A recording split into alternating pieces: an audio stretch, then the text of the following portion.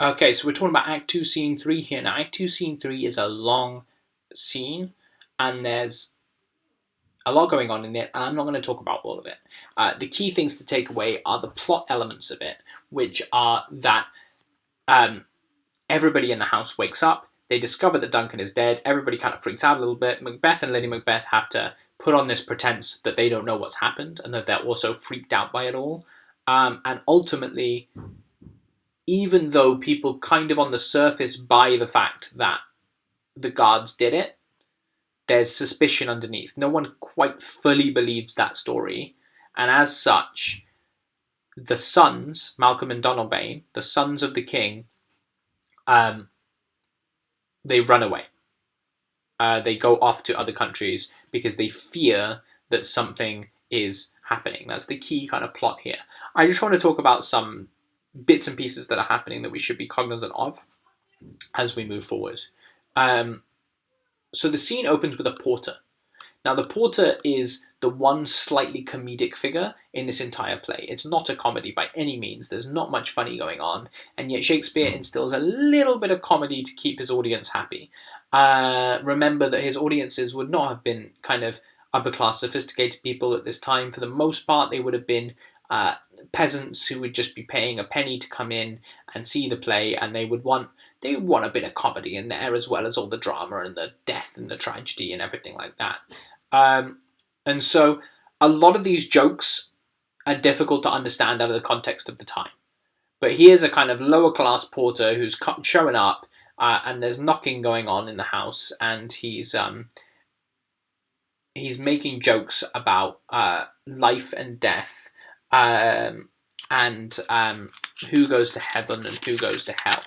Some of these jokes are in here as a kind of nod to King James, because they're talking about treason, and they're talking about the gunpowder plot as well. So in this bit, he's imagining himself as the porter to hell, and he's imagining who comes into hell and who doesn't come into hell. And he's talking about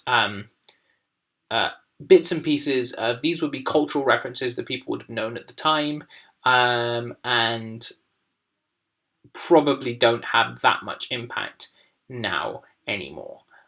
So we're just going to kind of skip over that. I don't think it's hugely important, this porter section, to be honest, for what we're talking about.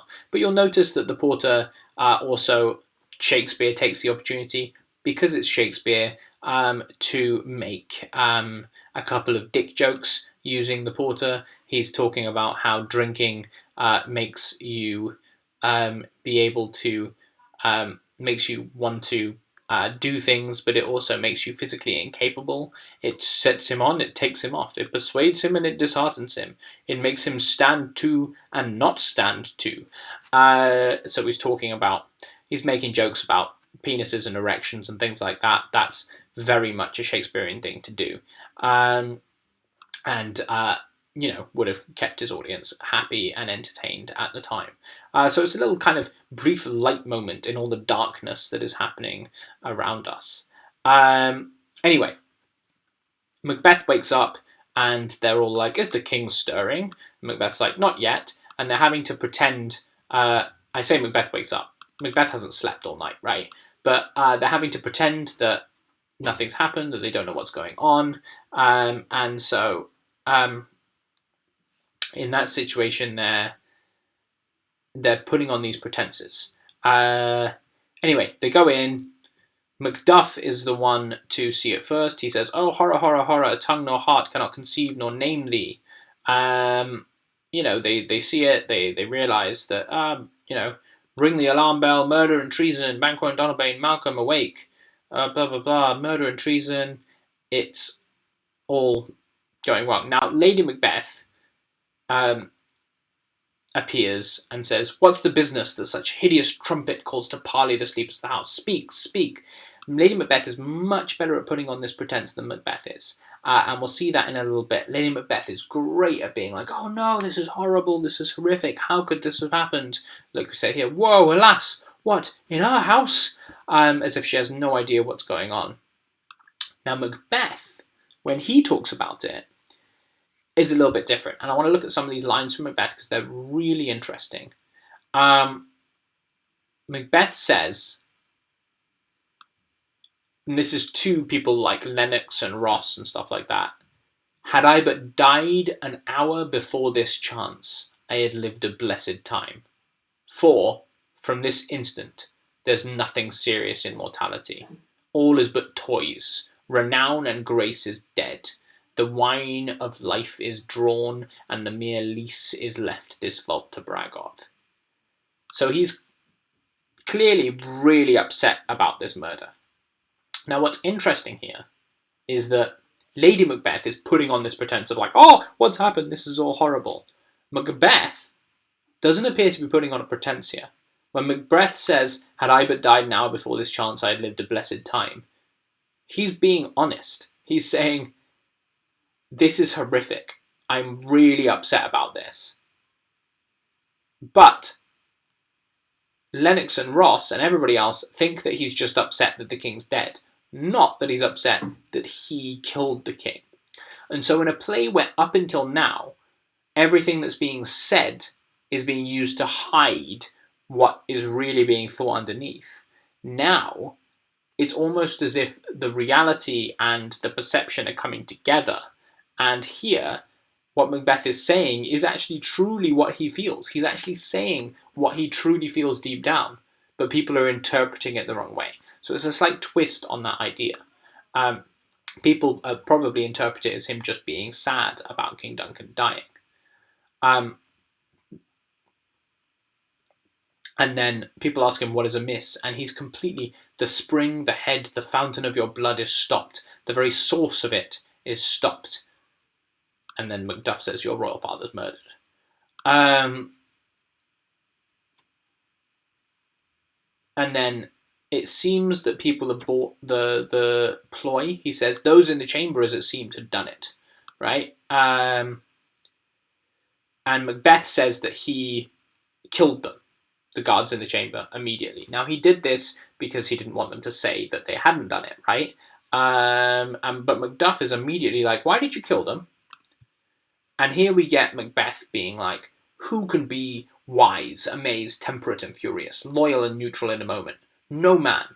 He's saying, I walked in and I was so angry at the death of Duncan. Here lay Duncan, his silver skin laced with his golden blood, and his gashed stabs looked like a breach in nature for ruin's wasteful entrance.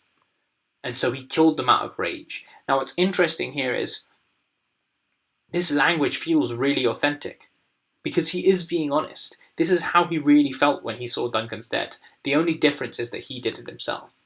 Note also how he describes Duncan's death like a breach in nature. Again, we have this idea of subverting the natural order of things that appears. But another interesting little moment, there's a sense that Macbeth is perhaps going a bit too far. So he continues on and he's like, steeped in the colours of their trade, their daggers unmannerly breached with gore, who could refrain that had a heart to love, and in that heart courage to makes love known? He's expounding on this guilt and this horror that he feels for Duncan, and Lady Macbeth clearly feels like he is going too far, and that he's going to take a misstep, and he's going to say something, because he's not himself, right? Whereas Lady Macbeth has a very controlled facade to put on, a very controlled, like, I'm going to pretend that everything is wrong, and I'm going to hide what we did. Macbeth doesn't feel like he's under control at this point. Macbeth feels like he's just expounding his sadness and his guilt to everyone who will listen. And she's really worried that he's going to accidentally say, like, I killed him. So she just dives in with a, help me, hence, ho! And she pretends to faint. So everyone comes and helps her. Look to the lady. So it distracts away from Macbeth. So that's the situation that we're in now. Macbeth is not really to be counted on to be sane of mind in this situation. Lady Macbeth is having to faint to distract people from Macbeth.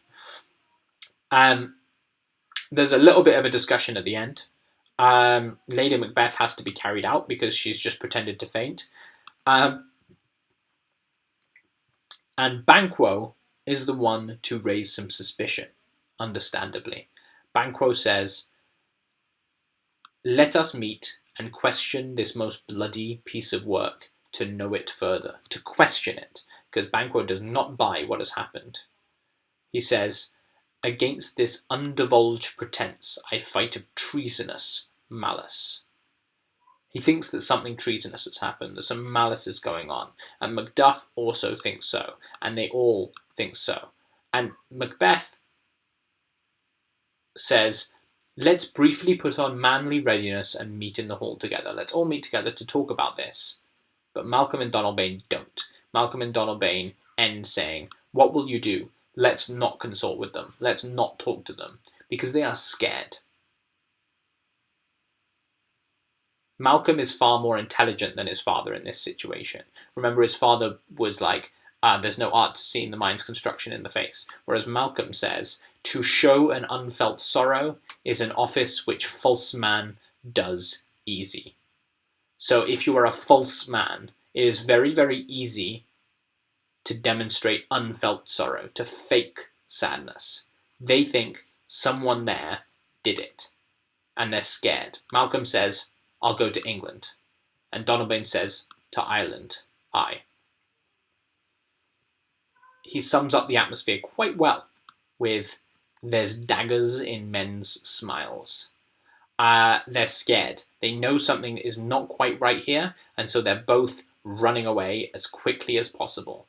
Because, in their own words, the nearer in blood, the nearer bloody. The more they stay close to the scene of the crime, the more likely more crime is going to happen. And I think this line, with that imagery of blood, the closer you are to blood, the more bloody things become, is a nice summary for actually what goes on in the rest of this play and all the murders that take place.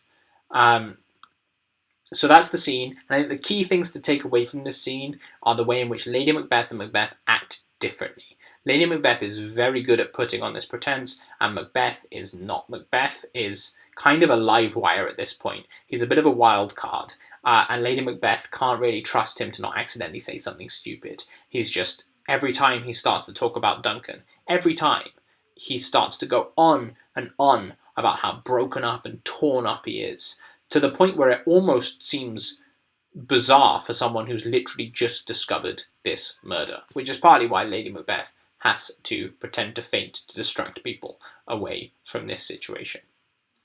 That is scene 3.